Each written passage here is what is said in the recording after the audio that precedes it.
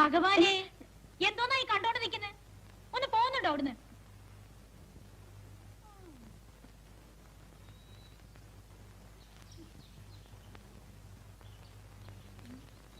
ആ സ്ത്രീ അങ്ങനെ ഒരു നാണവും മാനവും ഇല്ലാത്ത വൃത്തികെട്ട സാധനം.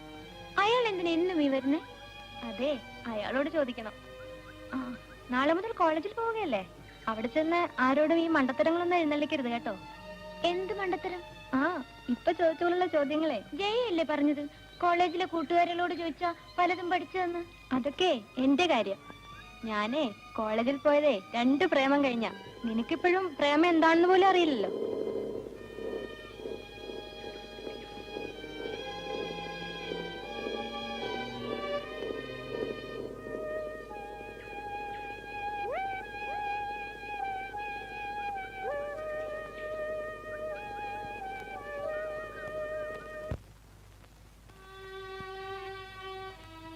കഴിക്കാൻ തുടങ്ങിയില്ലേ?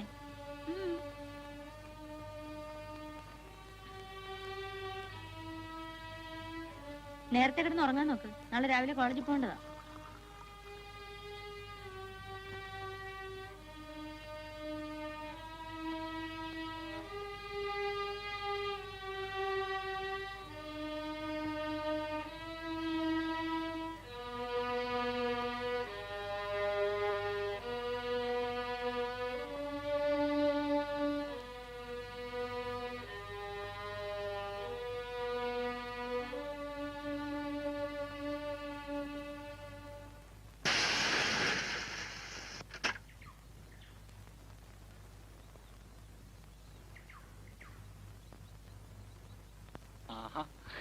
എന്താ കോളേജിൽ പുതിയ സ്ഥാനങ്ങൾ വരുന്ന ദിവസമായതുകൊണ്ട് സെലക്ഷൻ നടത്തുമായിരിക്കും അല്ലേ? ഏയ്, അങ്ങനൊന്നുമില്ല. നീ എന്താ രാവിലെ ഇത് വഴി? ചുമ്മാ നടക്കാന്ന് കരുതി. എന്നാ വാ, കുറച്ചു നേരം കാറി കിടക്കാം. കേറിക്കോ. ആ,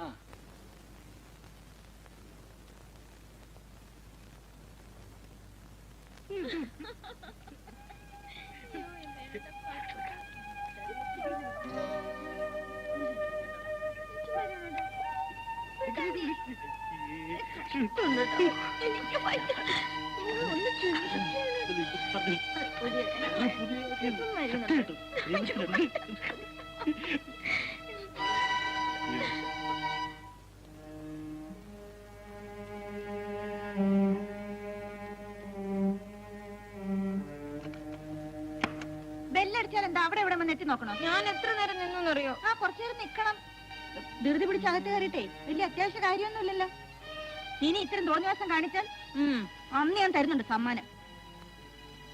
കോളേജിന്റെ പടി കയറിയിട്ടേ ഉള്ളൂ, അതിനുള്ളിൽ പെണ്ണിനങ്ങ് തിമിരി കയറി.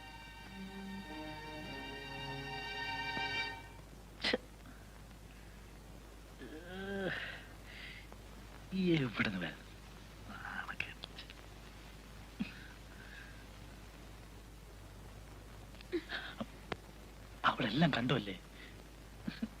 ഞാൻ ഇനി എങ്ങനെ ഇവിടെ മുഖത്ത് നോക്കും? മറ്റുള്ളവരുടെ മുമ്പ് വലിയ നാണം കൊണ്ടുവന്ന ആളാ. ഒറ്റയ്ക്കാകുമ്പോ എല്ലാം മറക്കും. ശരിയാ, നിന്റെ ആ വരവ് കണ്ടപ്പോ ഞാൻ എല്ലാം മറന്നുപോയി. വേണുവിനെ കുറ്റം പറഞ്ഞിട്ട് കാര്യമില്ല. തെറ്റുകാരി ഞാൻ തന്നെയാ. എന്താ? അവളെ ഞാൻ ഒരുപാട് ലാളിച്ചു വളർത്തി. അതിന്റെ ശിക്ഷ ഞാനിപ്പോ അനുഭവിക്കുക. അതൊക്കെ സുലുവിന് തോന്നുന്നതാ. സിന്ധു കൊച്ചുകുട്ടിയല്ലേ, അവക്കൊന്നും മനസ്സിലാവില്ല.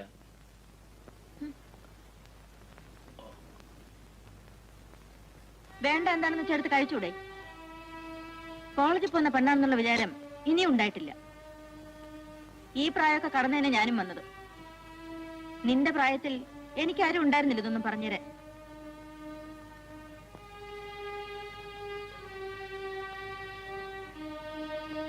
എന്നും ഊട്ടിത്തരാൻ ആരും ഉണ്ടാവില്ല. വേണമെങ്കിൽ വല്ലതും കഴിച്ചിട്ട് എഴുന്നേറ്റ് പോ. അവളുടെ ഒരു അഹങ്കാരം കൊഞ്ചിച്ചു വേണോട്ടാ.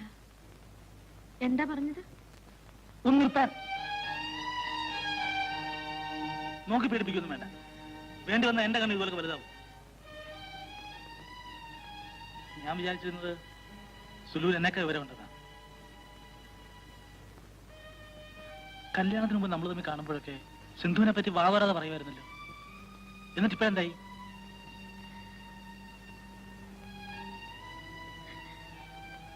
ഞാൻ കാരണം നീ അവളെ വഴക്ക് പറഞ്ഞു. അവളുടെ ഭാവിയെ കുറിച്ച് മാത്രം മന്ത്രം ജപിച്ചോണ്ടിരുന്ന നീ ഇപ്പോൾ അവള് വെറുക്കാൻ തുടങ്ങി. നാളെ ചിലപ്പോ വേണുട്ടാ, ശരിയാണ് വേണുട്ടാ. ഞാൻ അറിയാതെ വളരെ മാറിപ്പോയി.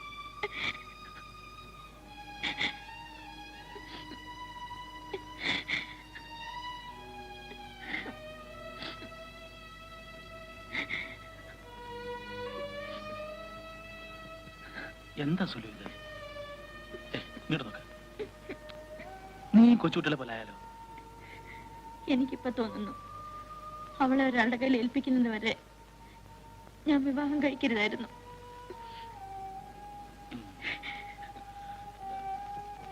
കഴിഞ്ഞൊക്കെ കഴിഞ്ഞു. സുലു ഒരു കാര്യം ചെയ്യും, എഴുന്നേറ്റെന്ന് അവളെ ആശ്വസിപ്പിക്കും.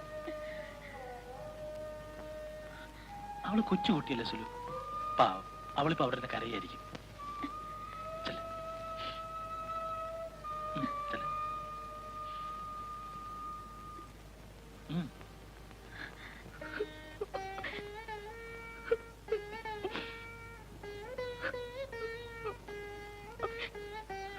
മോളെ,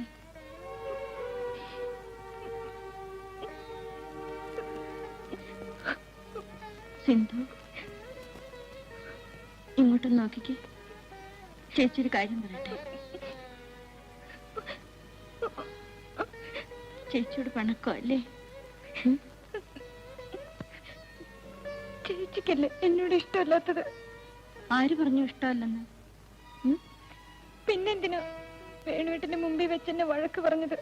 വഴക്ക് പറഞ്ഞതല്ല, മോൾ ഓരോ കാര്യങ്ങൾ മനസ്സിലാക്കണമെന്ന് ഓർമ്മിപ്പിക്കുകയായിരുന്നു. കളം വരച്ചും കക്ക കളിച്ചും നടന്ന കൊച്ചുകുട്ടിയല്ല നീ ഇന്ന്. കോളേജിൽ പഠിക്കുന്ന വലിയ പെണ്ണല്ലേ. ഇനി 1-2 കൊല്ലം കൂടെ കഴിയുമ്പോ ആരുടെയെങ്കിലും കൂടെ ഇറങ്ങി പോകേണ്ടതല്ലേ? കിടന്നുറങ്ങിക്കോ. ശരി.